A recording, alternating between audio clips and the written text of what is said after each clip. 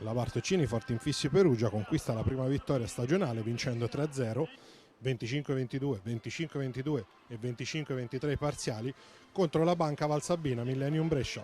L'inizio è equilibrato, poi la Bartocini Forti Infissi Perugia allunga e si porta su +3. Coach Mazzola ferma il gioco, la pausa però non sortisce l'effetto sperato. Perugia allunga sull'11-6 con un attacco di Angeloni e Brescia ferma nuovamente il gioco. Questa volta la sosta fa bene alle ospiti che dimezzano lo svantaggio. Allora è Bovare a chiamare il time out. Il gap si assottiglia pian piano fino a trovare la parità sul 16-16. Montibeller trascina Perugia, ma Brescia resta in scia con spicce.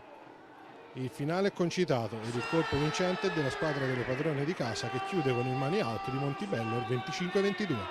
Nel secondo set è Perugia a partire meglio, in avvio va subito 5-2. Le ospiti reagiscono ed il risultato torna in parità con Spicce che sigla il 7-7. Le ragazze di Bovari ritornano a macinare e si portano in vantaggio nuovamente sull'11-9, costringendo Mazzola a fermare il gioco. La pausa è provvidenziale e Brescia raggiunge la parità sul 12-12 con Segura. Ancora una volta Montibeller carica sulle spalle i sorti della squadra e Perugia trova il break dell'allungo. La Millennium rientra in gara con il money out di Mingardi su Casillo, che riporta il risultato in parità sul 21-21. L'allungo finale è tutto per la Bartocini Forti Infissi Perugia, che con un muro conquista il punto che termina il set sul 25-22. Il terzo parziale parte con il piglio giusto per le ospiti. L'ace di Mingardi sigla all'1-4. Perugia si riprende e impatta il punteggio portandosi poi in vantaggio sul 7-5. Mazzola ferma il tempo e Brescia riduce lo svantaggio con Mingardi con il 7-7.